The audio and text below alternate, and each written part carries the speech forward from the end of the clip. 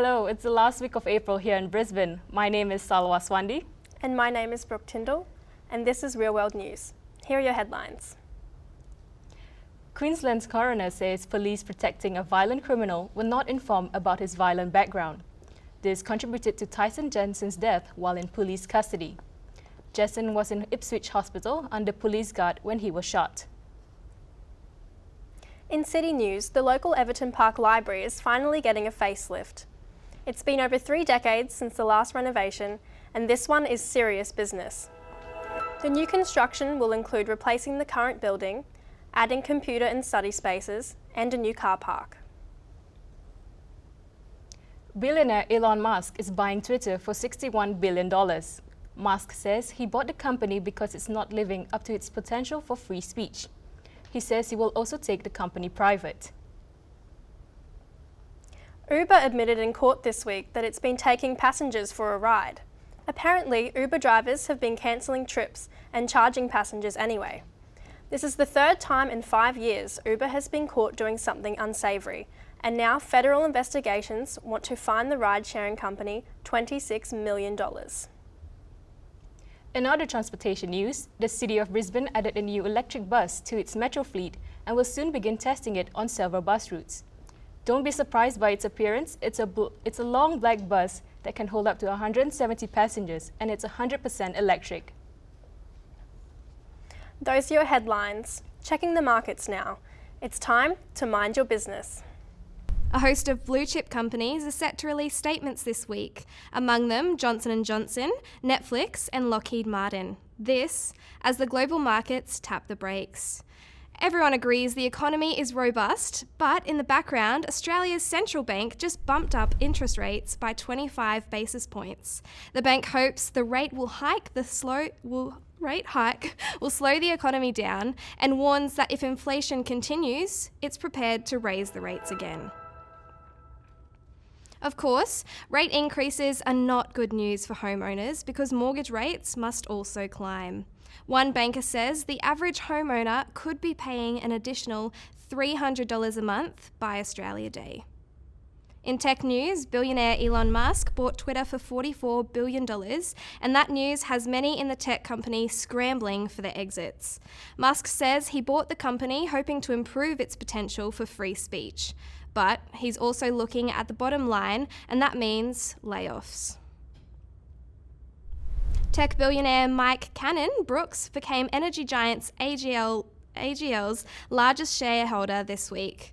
After a rejected offer to purchase AGL, Cannon-Brookes informed the energy provider he had purchased 11% of their shares, allowing him an opportunity to vote against AGL's proposed breakup next month and transition to renewable energy.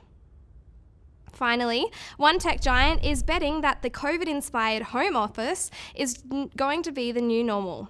HP just announced a $3.3 billion bid for Poly, an audio headset manufacturer. Clearly, HP sees more Zoom calls in your near future.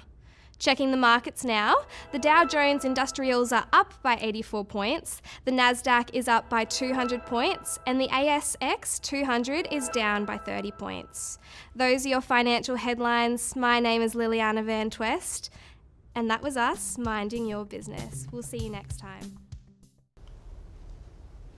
After a week of heavy rains, we need to remember that this is storm season. Here's a look at your weather. I'm Tatenda Chikokikiri, and this is your weather. Darwin, sunny with clouds, 36. Cairns, late thunderstorm, 31. Brisbane, sunny and 23. Sydney, expect some rain and 17. Canberra and Melbourne, both cold with chance of snow, 6. Hobart, snow and 5 degrees. Adelaide, morning drizzle but clearing, 14. Perth, warm and 25. And Alice Springs, sunny and hot, 35. And the outlook for Brisbane this weekend has cloudy on Friday and possible storm on Saturday, clearing to another glorious day on Sunday. I'm Tatenda Chikokikiri, and this was your weather. See you next time. The Greater Public Schools League has just finished several sports seasons. Here's a look at your sports wrap-up. Brisbane Greater Public School District wrapped up several sports seasons this week, including cricket, swimming and rowing. Brisbane Grammar School won the cricket premiership, defeating Brisbane Boys College in the final round. It's been over 9 years since the last time they finished atop the GPS League in cricket. Brisbane Grammar also dominated the league in swimming this season. They won 5 of the 9 showcase relay programs to win top honours. BGS also claimed 9 individual victories. Now turning to rowing, the GPS celebrated its 100th anniversary of the Head of the River, and the top rowing honours went to Brisbane Boys College. That's twice in 2 years that BBC took the O'Connor Cup. Finally, the GPS hosted its debating competition, and the Churchy debate team outmaneuvered BGS and Brisbane State High to win its 3rd debate championship in a row. Those are your high school sports headlines. I'm Jordan Gibb, and this is Real World News. See you next time. Hoping to encourage young people to launch new companies, the Queensland University of Technology just conveyed another round of entrepreneurial scholarships. Here's a conversation with one of those future business leaders. Sarah Eisenminger founded a STEM education business, Zest Robotics, that aims to increase STEM confidence in school-age female students and attract them to a field that is often dominated by men. Welcome, Sarah. So what first inspired you to pursue your passion in STEM? My first inspiration came from when I joined my school robotics club in high school.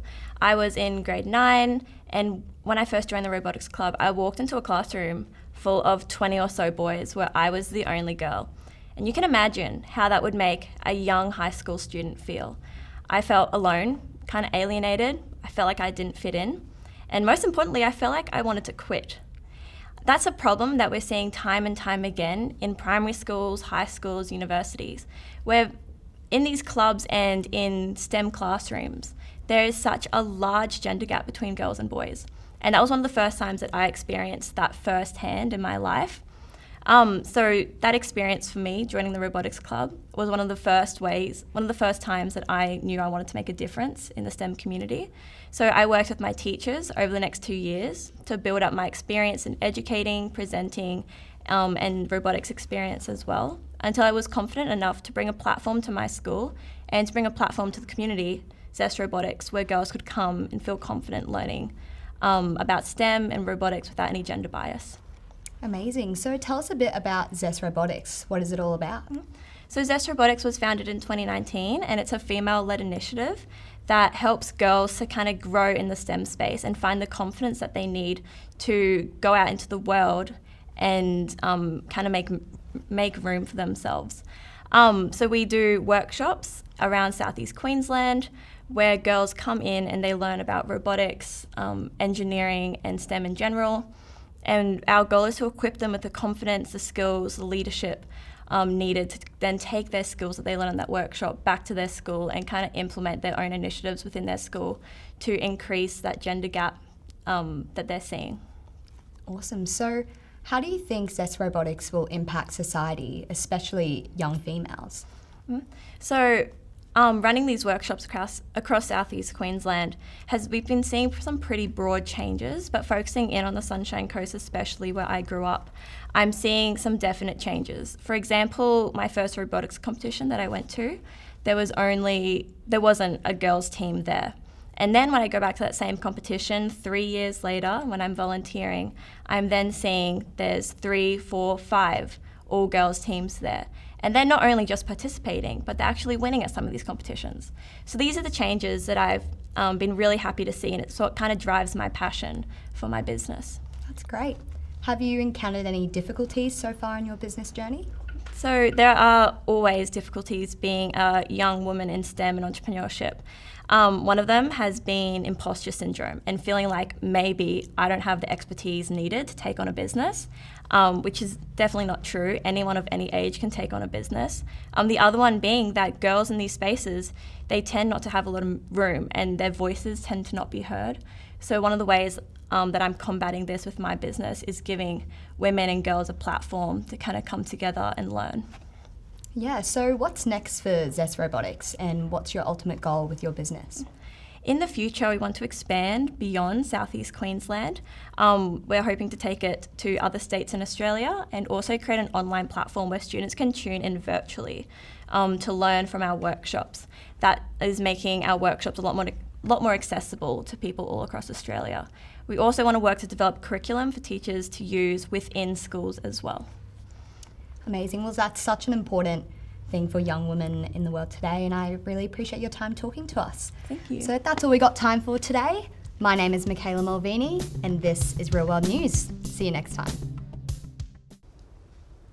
Now that COVID restrictions have lifted, the city of Brisbane has a new spring in its step. Reporter Brooke Tindall has this report on the new swing dancing movement. Now that COVID restrictions have been eased in Brisbane, people are finding new ways to socialise and become more active members of the community. Swing dancing is becoming increasingly popular in this post-COVID time, and I'm here at Empire Swing in Paddington to find out why. It may seem like something of the past, but this dance studio in Paddington is proving swing dancing is making a comeback and it can be enjoyed by everyone. I think it's the fun, the energy. It's just such an exciting dance, and it appeals to so many different age groups. So I think that's the best part about swing dancing. Last week, the Queensland Government announced that all COVID restrictions are to be eased this coming Thursday, including the vaccine requirements. This is great news for places like Empire Swing, where COVID restrictions have made things difficult over the past 2 years. I faced a lot of challenges because I had my first 8-week block within COVID, and so it's that stop-start coming back, trying to remember what you've learned. I think that's really hard because you don't get to be in classes and you're having to wear masks, and yet you're trying to engage with a partner you hardly know, and so you don't get to see facial expressions and really get to connect as much. We're a partner dance, so it was hard to get together, but we also had the ability to look for other ways to present our dance. So we were doing online classes and coming back into classes with COVID, with like how do we work within maintaining a safe space. As we start to adapt to the new normal, experts say it's important we continue to socialise and meet new people. Nicola B., a psychology tutor from the Queensland University of Technology, says it's extremely important to socialise at this time as post-COVID social anxiety and stress is prevalent. For many people at Empire Swing, swing dancing is a way for them to feel a part of the community again. So now COVID's passing, we're getting out and we're seeing people more face-to-face. We've got socials running around Brisbane. So the ability for people to get back together and actually do stuff face-to-face is great. And it's not only Empire Swing that is proving the dance style is making a comeback. Brisbane has its own community swing dancing Facebook page with over 1.3 thousand members of all ages, making it clear that swing dancing is definitely not just something of the past. What do you say to people who think that swing dancing is dated? Come and try it. I think for a longest time, was like, is it just a bunch of old people? And it really isn't. I'm one of the youngest here, and I absolutely love it. I think it's got amazing and valuable skills. It's a worldwide dance, and now even in Brisbane, we have 3 schools popping up just because we've got the intake of students, so it's really important, and it's definitely not outdated at all. Empire Swing runs classes in Paddington on a Monday night and Wavell Heights on a Wednesday, and a social event once a month. I'm Brooke Tindall. This was Real World News. See you next time. That's the news here in Brisbane. My name is Salwa Suandi. And my name is Brooke Tindall. This was Real World News. See you next time.